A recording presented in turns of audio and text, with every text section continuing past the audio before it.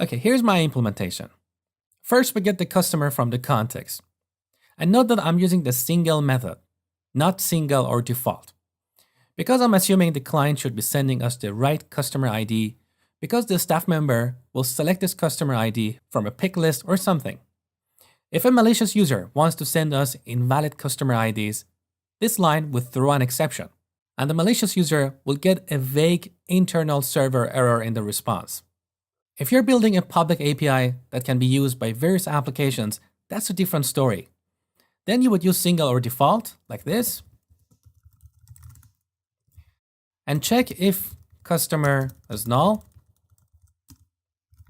return bad request, and explain the reason for this error, invalid customer ID. But this API is not an external API. It's for internal use. So writing this additional code does not give us any value. It's just extra code to maintain. So I would rather to revert this back to the single method. Now similarly, we get the movies from the context. And note that I'm using a technique here to load multiple movies. So we have m goes to. Now instead of starting my comparison expression with m, I use new rental.movieIDs.contains and then pass m.id here. This will translate to a SQL statement like this. Okay, so we get the movies, then we iterate over them, and for each movie, we create a rental object. We set the customer, movie, and date rented. We add it to the context, and finally, we save the changes. Now for now, I'm just returning an OK response. The reason I didn't call the created method is because in this action, we are not creating a single new object. And when using the created method, we need to supply the URL to the newly created resource. But in this case, we have multiple resources. So here's the simplest implementation and our happy path. Now we need to add the details. So as part of our rental process, we need to take into account the availability of a movie. Does our domain model currently give us the ability to keep track of the availability of a movie? It does, because in our movie class, we have this property, number in stock, and we also have the rentals for that movie.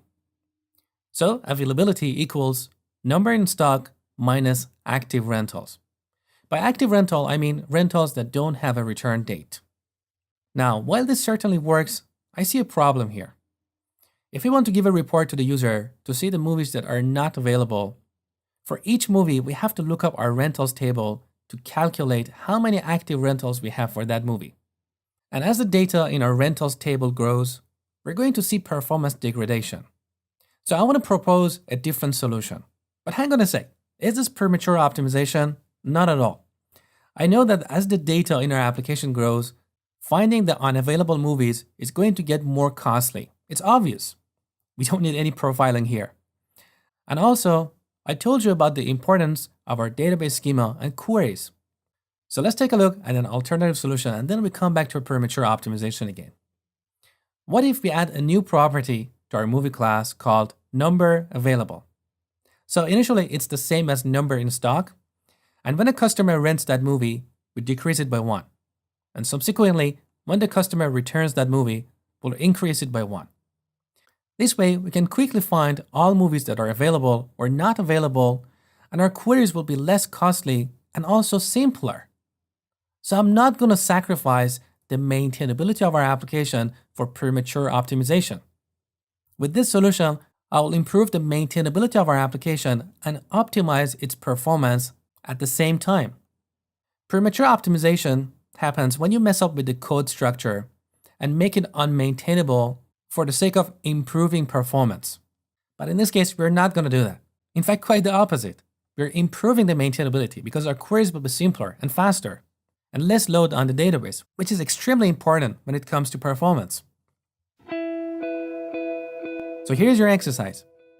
I want you to make the necessary changes in our API to update availability for each rented movie.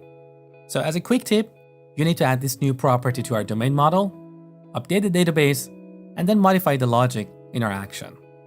We'll review my code in the next lecture.